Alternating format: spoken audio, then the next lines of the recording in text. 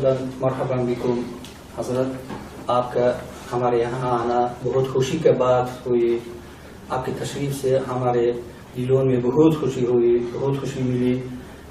انشاءاللہ آپ کے یہاں آنے سے ہمارے اس زمین پر باشندگان وطن کا بہت خیر ہو گئی انشاءاللہ. آپ حضرت کے بارے میں یعنی حضرت شیخ محمد یوسف محمد صادق کے بارے میں کچھ سوال کرنا ہے. اور آپ کب سے حضرت کو جانتے تھے، پہچانتے تھے، اس کے بارے میں پہلی بار کب ملے؟ یہ 1993 کی بات ہے. میرے ایک دوست تھے، بزنس مین تھے کراچی میں، تابانی گروپ کے. ان سے ملاقات ہوئی تو میں نے ان سے پوچھا کہ آج کل آپ کیا کر رہے ہیں. وہ کہنے لگے کہ میں ازبکستان کے اندر اپنا بزنس کر رہا ہوں، کچھ چیزیں ہیں جو میں وہاں سپلائی کرتا ہوں اور وہاں کی کچھ چیزیں میں واپس لاتا ہوں ملکوں میں. میرا وہاں پر آفس ہے اور اگر آپ وزٹ کرنا چاہتے ہیں بخارا اور سمرقند تو میں آپ کا ویزا لگوا سکتا ہوں. تو مجھے تو بہت دلی خوشی ہوئی کہ میرے لیے یہ گولڈن اپارچونٹی تھی. تو میں نے اپنا پاسپورٹ ان کو دے دیا، انہوں نے میرا ویزا لگوا دیا. تو 1993 میں شاید جولائی اگست کا مہینہ تھا کہ مجھے یہاں آنے کا موقع ملا. یہاں آنے کے ایک دو دن کے بعد یہ محسوس ہوا کہ مجھے یہاں پر سب سے پہلے مفتی اعظم سے ملاقات کرنی چاہیے. تو میں نے کسی سے پوچھا کہ مفتی اعظم صاحب کا نام کیا ہے. انہوں نے بتایا کہ محمد یوسف محمد صادق. تو ایک شاعر تھے یہاں پر، ادیب بھی تھے، ان کا نام تھا دادا خان نوری. ان سے میری ملاقات ہوئی. وہ اردو لینگویج جانتے تھے تو ان کے ساتھ میں اچھی طرح بات چیت کر سکتا تھا. وہ مجھے اپنی گاڑی میں لے کے ٹلہ شیخ مسجد تھی یہاں، اس کے قریب آفس تھا مفتی اعظم صاحب کا، وہاں پر آئے. تو میری جب حضرت مفتی صاحب سے پہلی ملاقات ہوئی تو وہ اپنے آفس میں تھے. انہوں نے مجھے بلایا، میں ان کو ملا. انہوں نے مجھ سے پہلا کوشچن یہ پوچھا، آپ کہاں سے ہیں؟ میں نے بتایا کہ میں پاکستان سے آیا ہوں. آنے کا مقصد کیا ہے؟ میں نے کہا کہ یہ وہ ملک ہے جس میں ہمارے بڑے بڑے اکابرین گزرے ہیں، امام بخاری رحمۃ اللہ علیہ، امام ترمذی رحمۃ اللہ علیہ، اور مشائخ نقشبند میں حضرت خواجہ بہاؤالدین نقشبند بخاری رحمۃ اللہ علیہ، حضرت خواجہ عبید اللہ احرار رحمۃ اللہ علیہ. تو ان حضرات کی محبت کی وجہ سے میں ان کی جگہوں کو دیکھنے کے لیے آیا ہوں. تو یہ بات سن کے وہ بہت خوش ہوئے. پھر انہوں نے مجھ سے پوچھا کہ آپ نے نقشبندی سلوک کہاں سے سیکھا؟ میں نے بتایا کہ میں نے اپنے شیخ سے پاکستان میں سیکھا. تو انہوں نے پھر مجھ سے پوچھا کہ اس سلوک کی خاص بات کیا ہے؟ میں نے انہیں بتایا کہ ہر عمل کو سنت کے مطابق کرنا اس سلوک کی ایک خاص چیز ہے.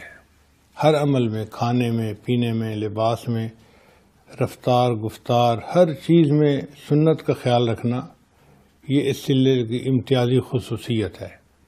اس پہ وہ مسکرائے اور کہنے لگے کہ اچھی بات ہے، چونکہ بدعات سے بہت ڈر لگتا ہے.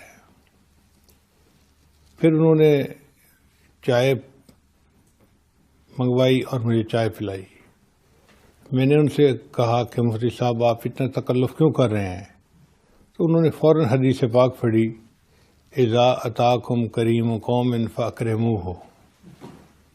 تو مجھے بہت خوشی ہوئی کہ اللہ تعالیٰ نے مفتی صاحب کو بہت راسخ علم دیا ہے کہ وہ موقع کے مناسب دلائل جو ہیں وہ احادیث ہی سے دیتے ہیں.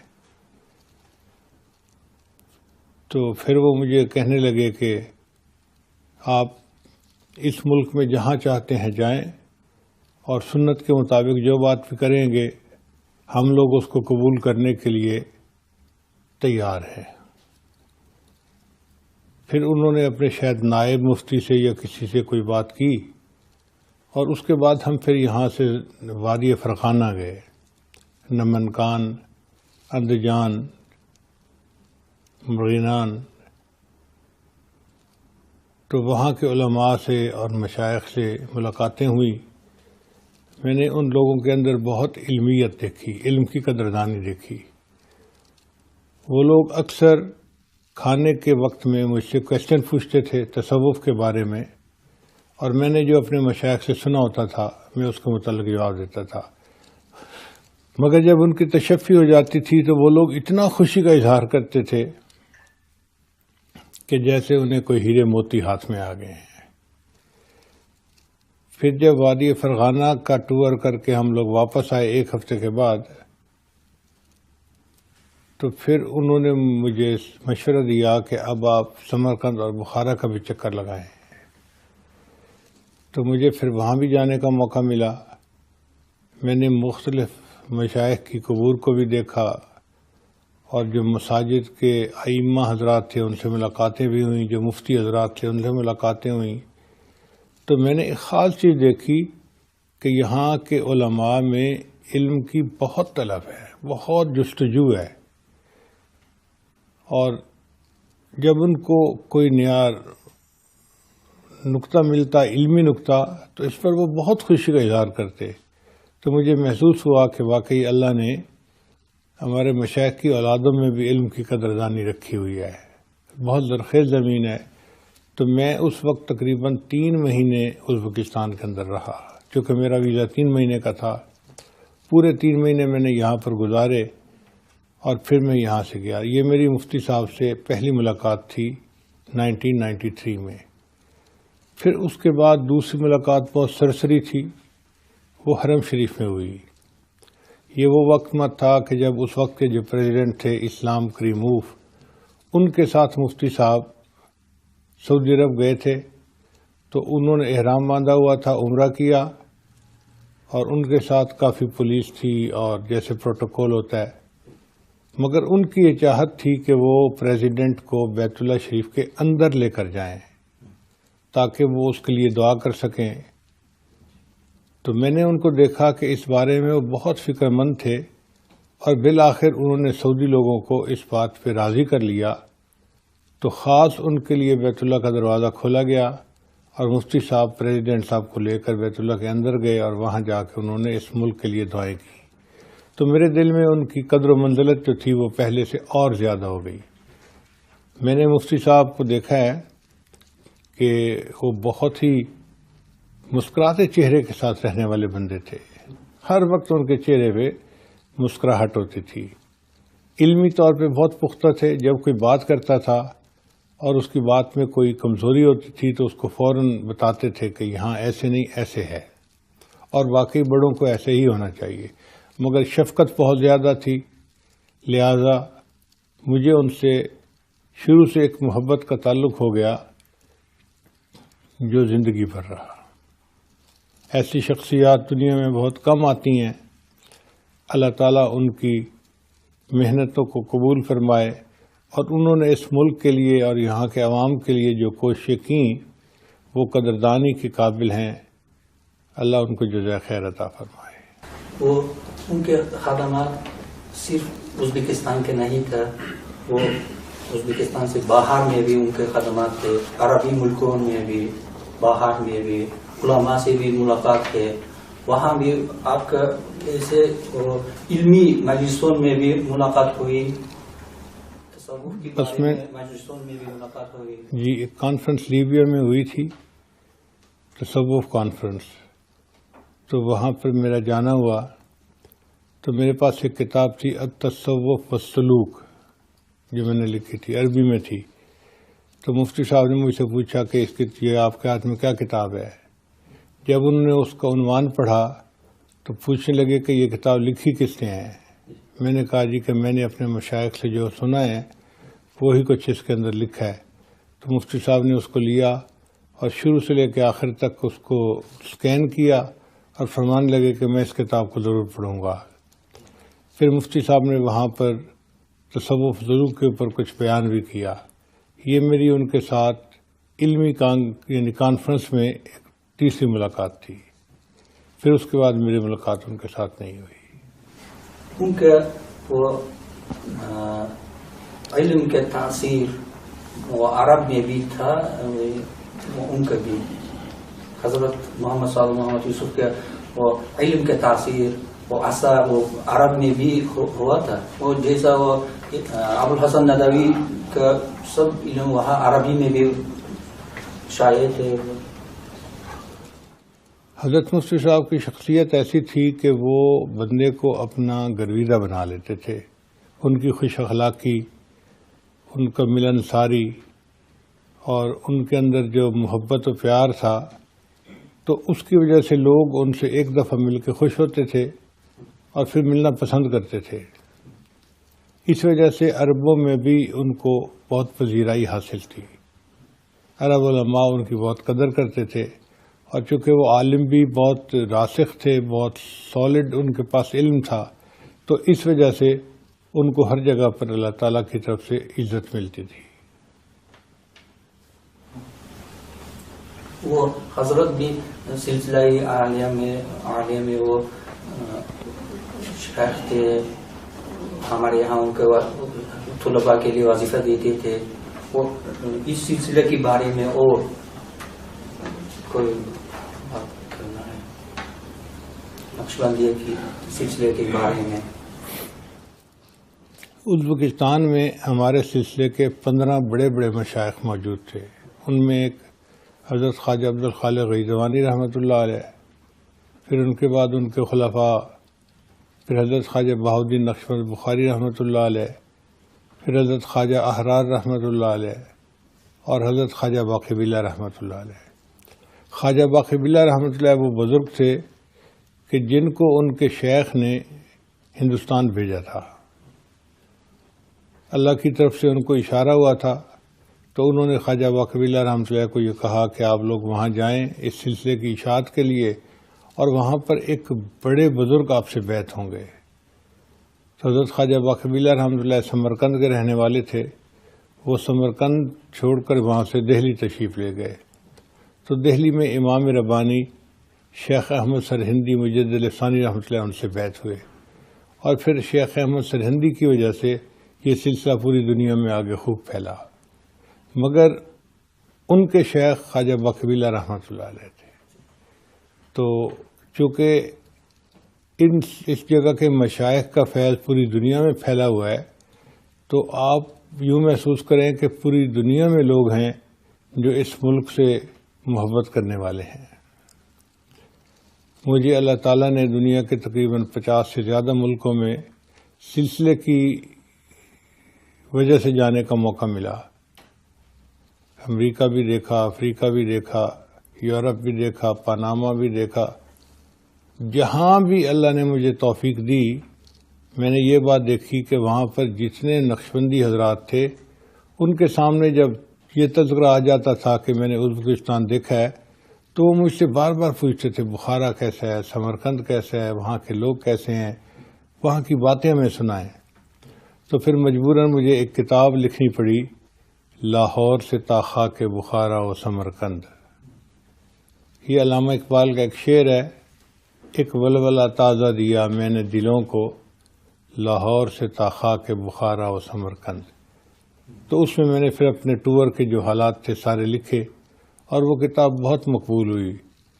اس وقت تک تقریباً 7 مرتبہ وہ پرنٹ ہو چکی ہے، اور جتنی پرنٹ ہوتی ہے سب کے سب ختم ہو جاتی ہے. یہاں کے لوگ وہ مشائخ کے قبور جا کر زیارت کرتے ہیں، بولے وہ زیارت کرنے سے استفادہ کرنے میں کچھ نقصان ہوتا ہے. وہ کیسا استفادہ کر سکیں گے ہم جا کر کے؟ وہ جب پہلے بار آئے تھے ہم دونوں زیارت کے تینوں زیارت کیے تھے. آپ کا پہلا سوال یہ ہوا کہ کیا فائدہ ہوا؟ حبیب اللہ صاحب سے آپ پوچھے تھے، میں نے سنا کہ آپ پوچھے.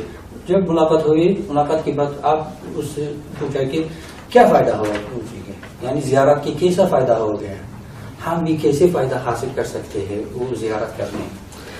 دیکھیں جو مشائخ فوت ہو چکے، ان کی قبور پہ جا کے ایک تو ایصال ثواب کرنا چاہیے، تاکہ اللہ تعالیٰ ان کے درجات کو اور زیادہ بڑھا دے. اس ایصال ثواب سے ان کی روحوں کو خوشی ہوتی ہے۔ اور دوسرا یہ کہ پھر نیت یہ کرنی چاہیے کہ مجھے چونکہ ان کے ساتھ محبت ہے، اس محبت کے تعلق کی وجہ سے ان کا فیض میرے شیخ کے قلب کے ذریعے سے مجھے ملے گا، اور وہاں پر مراقبہ کرنا چاہیے۔ مراقبے کی وجہ سے سالک کو فیض ملتا ہے، نور ملتا ہے، اور اس کی روحانی ترقی ہوتی ہے، مگر وہاں جا کر بدعات سے بچنا چاہیے۔ وہ یہاں کے لوگ جاتے ہیں بولے کیسا استفادہ کرنا نہیں جانتے ہیں، اس لیے وہ میں نے پوچھا کہ کیسے استفادہ کر سکتے ہیں، یہی راستہ ہے استفادہ کرنے کا۔ پہلا ایصال ثواب ان کے لیے وہ مراقبہ جی، وہ حضرت ہمارے لیے بہت کچھ علم اور میراث رکھے ترک کر دیا ہمارے لیے، ان کا دوام کے لیے کیا کرنا ہے؟ دیکھیں یہاں کے لوگوں کے لیے مشائخ کی دعائیں موجود ہیں۔ جو بڑے بڑے مشائخ گزرے انہوں نے اپنی زندگی میں اپنی اولادوں اور نسلوں کے لیے بہت دعائیں مانگی ہوں گی، اور یقیناً ان کی دعائیں اللہ کے ہاں قبول ہوئی ہوں گی۔ تو دعائیں تو آلریڈی موجود ہیں، اب یہ حضرات تھوڑی سی محنت کر کے ذکر کو بڑھائیں اور ذکر کو اچھی طرح سے کریں، تاکہ ذکر کی وجہ سے نسبت کا نور سینے میں منتقل ہو جائے۔ جب نور سینے میں منتقل ہو گیا، اذا دخل النور انفتح، جب نور سینے میں داخل ہوتا ہے تو پھر شرح صدر نصیب ہو جاتی ہے۔ تو اگر باہر کے لوگوں کو فرض کرو 100 یعنی سٹیپ محنت کرنی پڑتی ہے، تو یہاں کے لوگوں کو تو 10 سٹیپ محنت کرنے پہ وہ نعمت مل جائے گی، کیونکہ یہ ان بزرگوں کی اولادوں میں سے ہیں، اور ان کے لیے یہ نعمت گھر کی نعمت ہے۔ اس کے دوام کے لیے بس ان کے علمی جو شوق تھا اس کو دلوں میں پیدا کرنا، اور رجوع اللہ، انابت اللہ اختیار کرنا، کیونکہ جب اللہ تعالیٰ کی مدد کسی کام میں شامل ہوتی ہے تب وہ کام پایا تکمیل تک پہنچتا ہے۔ تو انشاءاللہ جب رجوع اللہ کے ساتھ کام کریں گے تو اللہ تعالیٰ اور زیادہ اس میں ترقی عطا فرما دیں گے۔ مجھے تو لگتا ہے کہ ان کے اچھے اخلاق اور ان کی علم کے ساتھ جو شوق تھا یہ ان کی قبولیت کا راز ہے، چونکہ سیدہ صدیقہ رضی اللہ عنہا فرماتی ہیں کہ نبی علیہ السلام نے مدینہ کو اپنے اخلاق کے ذریعے سے فتح کر لیا، فتحت المدینہ بالاخلاق۔ تو میرے اپنے سمجھ میں یہ بات آتی ہے کہ حضرت مفتی محمد صادق محمد یوسف رحمۃ اللہ علیہ کو اللہ نے اتنے اعلیٰ اخلاق عطا فرمائے تھے کہ وہ اپنے اخلاق کی وجہ سے لوگوں کے دل موہ لیا کرتے تھے، اور اللہ کے ہاں پھر ایک انسان کو قبولیت ہوتی ہے جو معاشرے میں اچھے اخلاق کے ساتھ زندگی گزارتا ہے۔ وَأَمَّا مَا يَنْفَعُ النَّاسَ فَيَمْكُثُ فِي الْأَرْضِ، جو انسانوں کی بھلائی کے بارے میں سوچتا ہے اللہ اس کے قدم زمین میں جما دیتے ہیں۔ چونکہ مفتی محمد صادق محمد یوسف رحمۃ اللہ علیہ ہر ایک کا بھلا چاہتے تھے، اچھائی چاہتے تھے، اور ہمیشہ مثبت سوچ رکھتے تھے، اس وجہ سے اللہ نے ان کے قدم زمین میں جما دیے اور ان کی محبت لوگوں کے دلوں میں ڈال دی۔ ان کو دنیا کی عزت بھی اللہ نے دی اور آخرت کی بھی عزت اللہ نے دی۔ اسلام کے لیے بہت خدمات کیے تھے حضرت شاہ محمد صاحب محمد یوسف،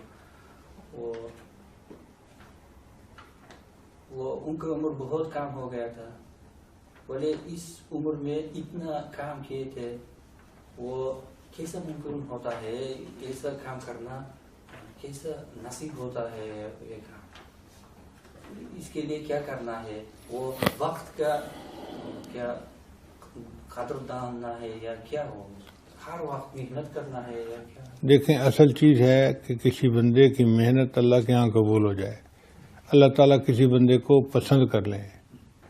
جب وہ کسی بندے کی محنت سے خوش ہوتے ہیں، اس کے اخلاص سے، اس کے مجاہدے سے، تو پھر اللہ تعالیٰ راستے ہموار کر دیا کرتے ہیں، تھوڑے وقت میں اس سے زیادہ کام لیا کرتے ہیں۔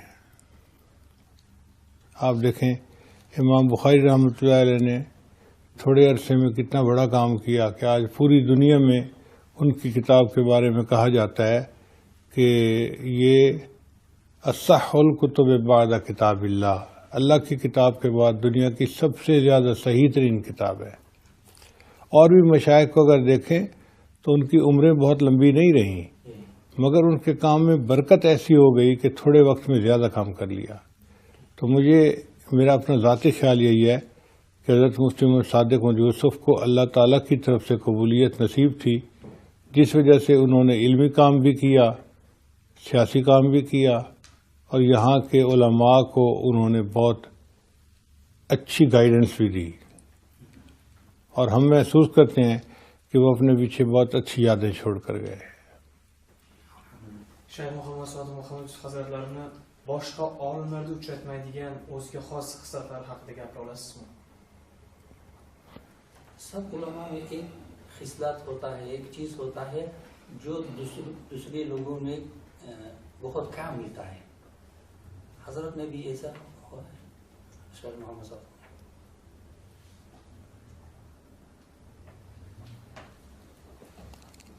ان کے اندر بے نفسی تھی، یعنی عام طور پہ ہم نے دیکھا ہے کہ علماء کے لیے جو سب سے بڑی رکاوٹ ہوتی ہے وہ نفس کی چاہتیں ہوتی ہیں، کہ اپنے دل میں یہ خواہش ہوتی ہے میں بڑا بن جاؤں، میں مشہور ہو جاؤں، لوگ مجھ سے محبت کرنے والے ہوں۔ وہ جو میں ہوتی ہے نا، وہی چیز رکاوٹ ہوتی ہے۔ جس عالم کے اندر سے یہ میں نکل جاتی ہے اور اس کو شہرت نہیں چاہیے، اس کو دنیا میں واہ نہیں چاہیے، بلکہ اللہ کی رضا چاہیے، پھر اس کو اللہ کے یہاں قبولیت ہوتی ہے۔ تو مفتی محمد صادق محمد یوسف رحمۃ اللہ کے اندر یہ چیز خاص تھی کہ ان سے بات کرتے ہوئے محسوس بھی نہیں ہوتا تھا کہ یہ کوئی اتنے بڑے مرتبے کے آدمی ہیں۔ وہ اس طرح ملتے تھے جیسے ایک دوست دوسرے دوست کے ساتھ مل رہا ہوتا ہے۔ تکلف نہیں تھا، بناوٹ نہیں تھی، بے ساختگی کے ساتھ زندگی گزارتے تھے۔ Olim inson sifatida yoshlarga nasihatlaringiz? yoshlarga nasihat. हमारे इलाके के लोगों के नसीहत चाहते हैं, क्या नसीहत करें, क्या हमके क्या करना है? Mavron Nahr yoshlariga nasihat. Qanaqa yo'l tutsa ular mana shunday olimlar, zabardast olimlar chiqadi va islomni yanada rivojlantirishga hissa qo'shadi. इस्लाम की रिवाज करने के लिए हम के लिए क्या नसीहत करेंगे, वो क्या करना है? हम वो मौलाना अशरफ अली तहानी रहमतुल्लाह अलैह अपने वो महफूजात में मैंने पढ़ लिया था, वो रास्ता जानना भी अलग चीज है, बहुत अलग चीज है। रास्ता नहीं जानना भी वो गुमराही है। एक मिसाल के तौर पर वो ट्रेन में जा रहे थे, उनके यहाँ एक शख्स था, उन्होंने कहा कि हजरत से पूछा कि आप कहाँ जा रहे हैं? कहा कि मैं लखनऊ जा रहा है। वो गड़बड़ हो गई। क्यों? हजरत पूछे कि आप क्यों गड़बड़? मैं वो क्या सहारनपुर जानना चाहता था या वो दूसरी तरफ जानना चाहता था। वो बहुत गड़बड़ हो गई।